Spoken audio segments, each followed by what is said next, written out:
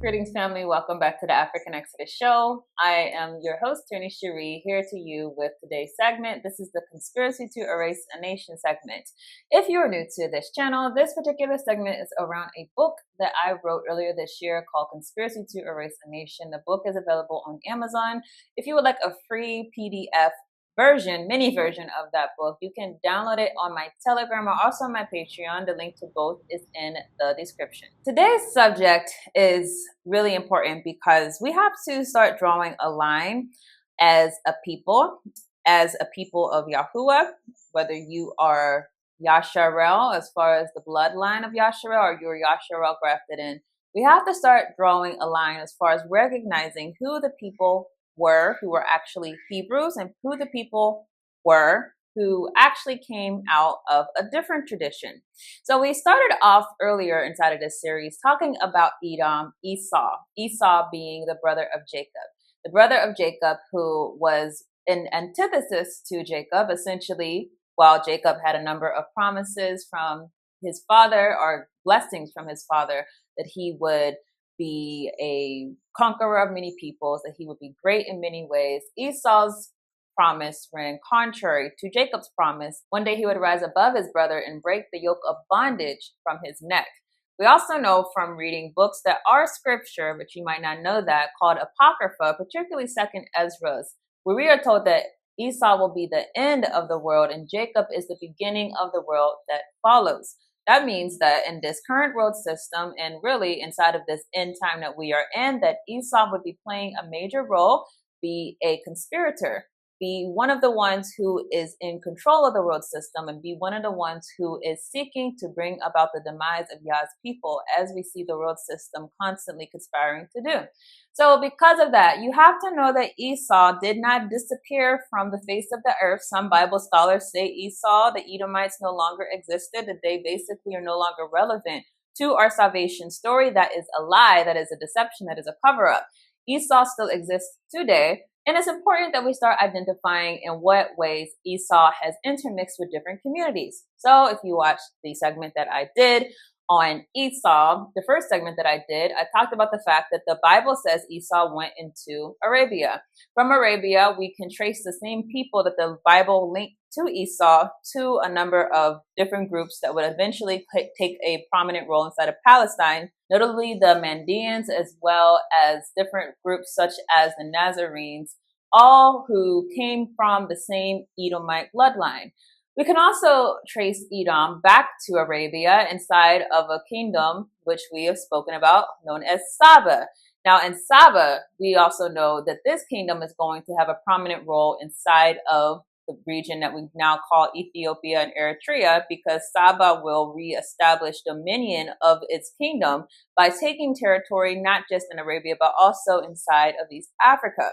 The Sabians, as I've spoken about before, ruled over the ancient Yasharelites. They ruled over the people who we know as Jews, but the proper term would be the Yahudim. They ruled over them inside of East Africa.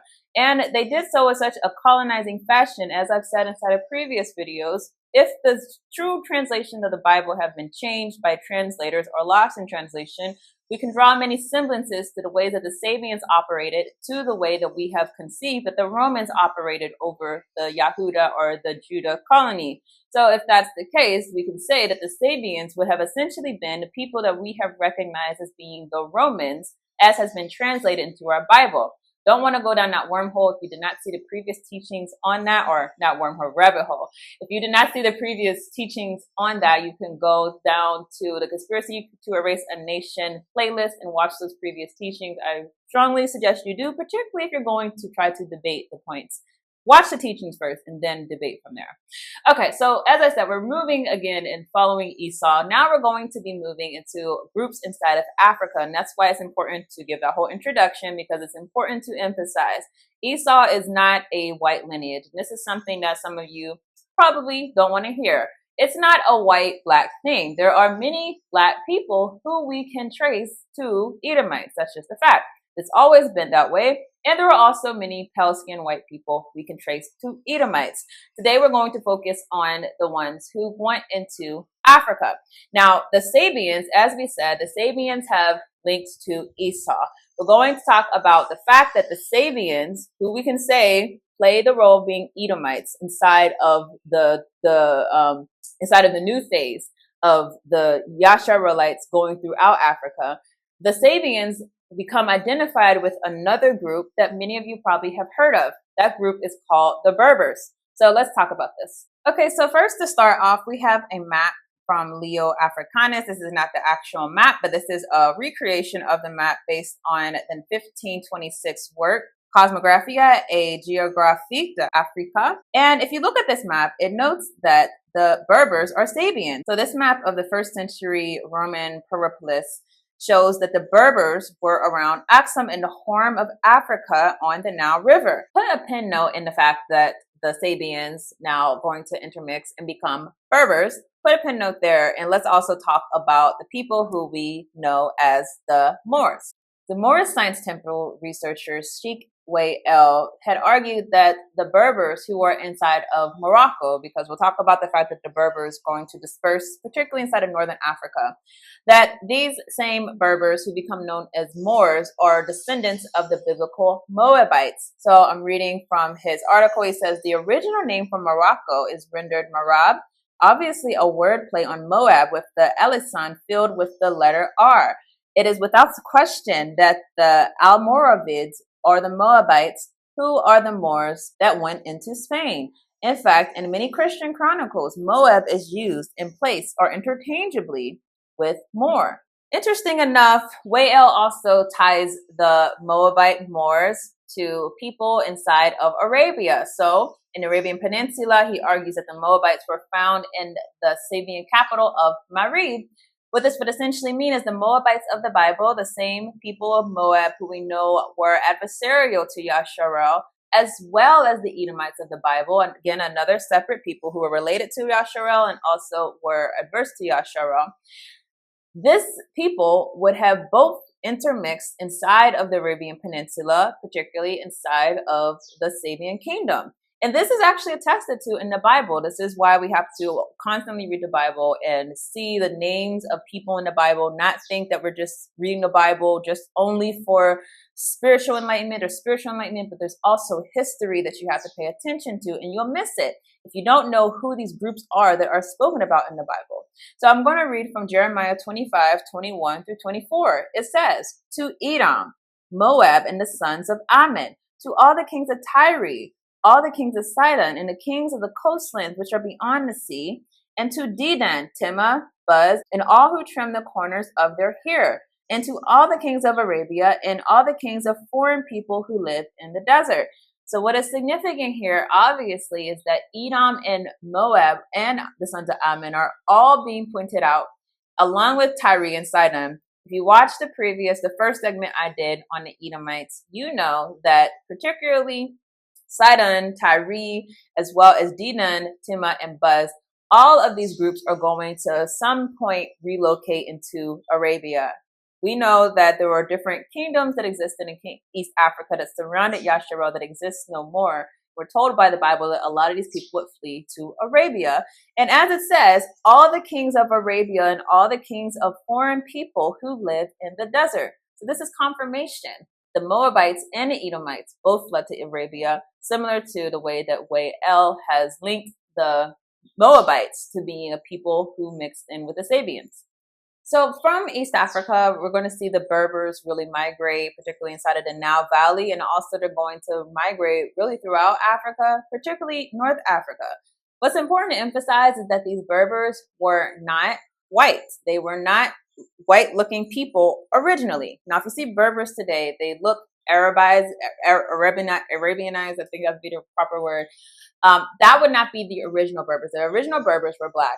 So I'm reading from Face to Face Africa. They said the 6th century Roman poet Horipus in his book Johannes describes the Berbers as facies nigroque colors, which means faces of the black color. In the same century, Procopius in Book 4 of the History of the Wars discussed the difference between the Vandals who had settled in North Africa and the Moors. Procopius says that the Vandals were not black-skinned like Maurusioi or the Moors. The tribes he classified as Maurusioi are now described as ancient Berbers. They include the Numidians, the Masasau, Gaetulis, Maisals, Masmuda, and Mazikis. Nasser Khusra, an 11th century Iranian, also described the Masmuda soldiers of the Fatimi dynasty as black Africans. To list some countries that the Berbers would expand into, we have Morocco, Algeria, Tunisia, Libya, Egypt, Mali, Niger, and Mauritania. Look at a map and look at where those countries are located.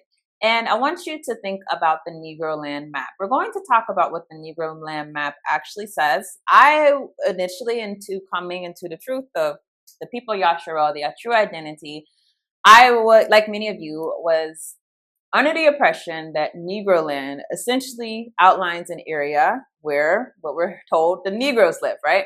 So people think Negroland, oh, the Negroes live here. Now, I did think that was a little strange because we know that the root word for Negro is black.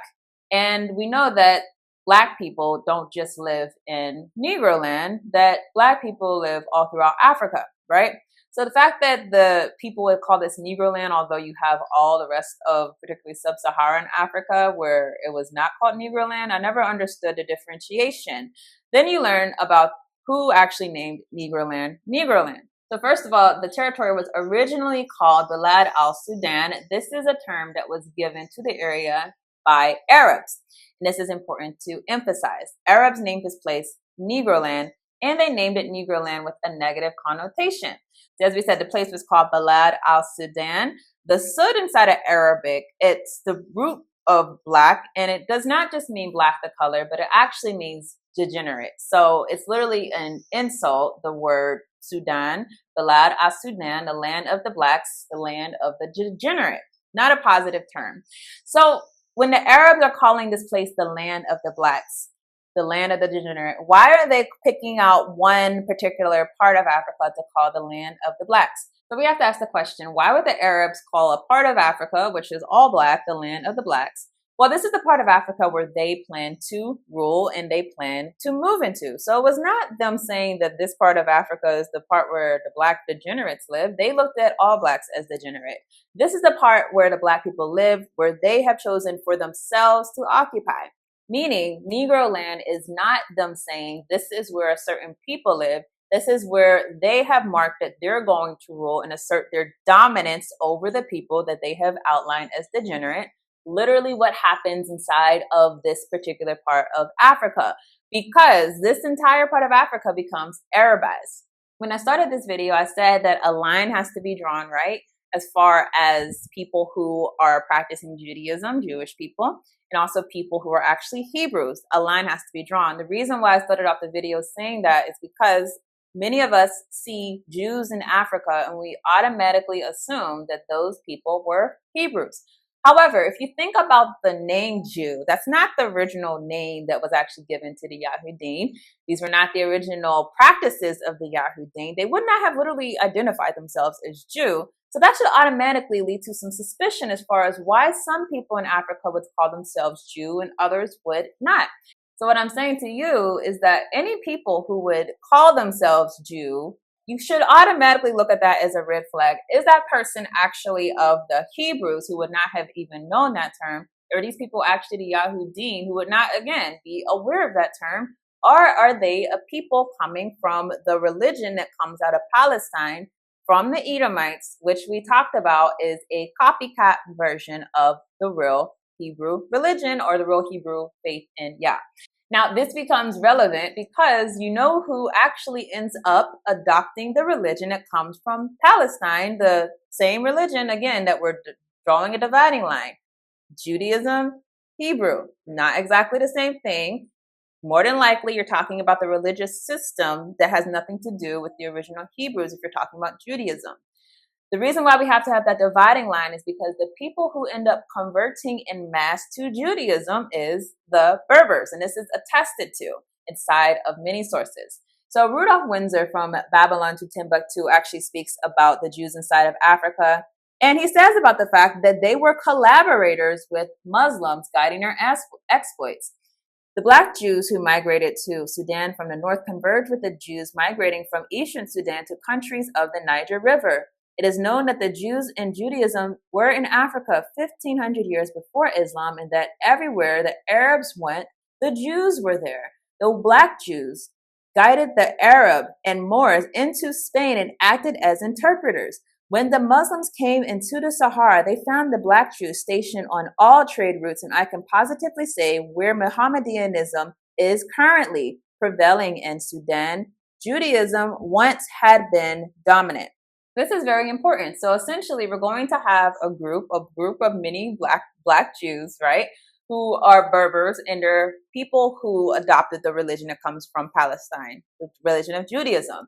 These people are going to go into parts of northern Africa, and these same parts are going to be the parts where Muslims are going to move into Africa and basically take dominance. And this is going to be very important because I think the next video we're going to get into the slave trades. You're going to see who collaborates with the Arab slave trade. The Berbers are actively collaborating with the Arab slave trades and also the Muslim conquest. We're going to see that the Berbers actively collaborated with the Muslim conquest.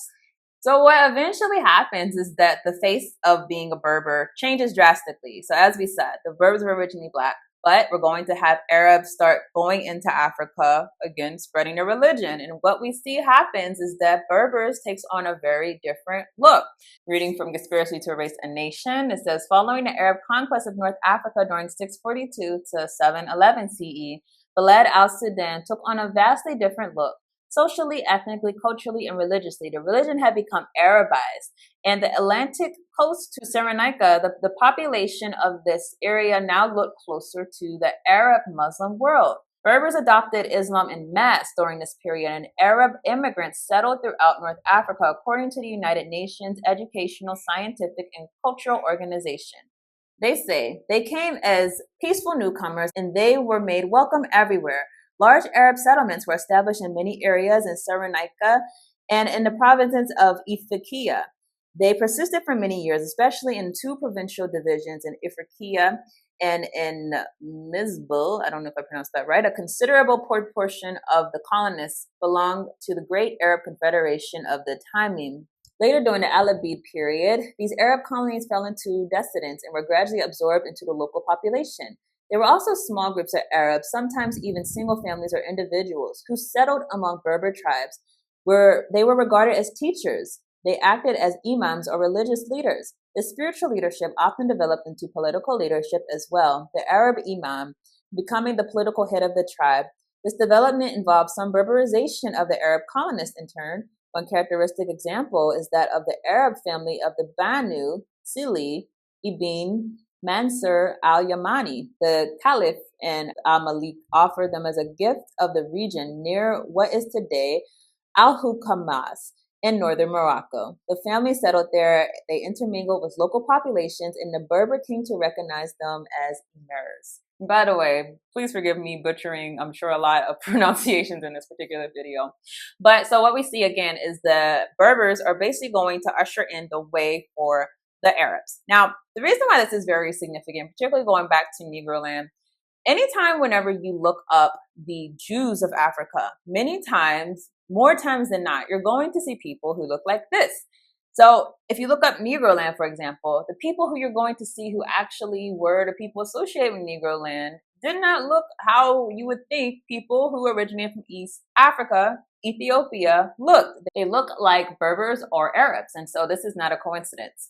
So what we're going to see happen more and more is that these people are going to go not just throughout Africa and be the people who we have many times associated with being Jews in Africa, but they're also going to go into Europe, and this is going to lead to an interesting situation. But we're going to get into that, I believe, next time. We're going to talk about the Arab slave trade, and I believe if we have time, we'll also cover the transatlantic slave trade, both which are literally, in my opinion, the same slave trade. Literally, one happened in the East, one happened in the West, but they all came with the same agenda. That is to go after the people of Yah and find them and strip them of their culture, strip them of their identity, so that they would forget who they were, because they obviously were an end-time people who were going to have significant presence inside of the times to come. So that is what I have for this video. I thank you all for watching, and y'all willing, I'll see you in the next video.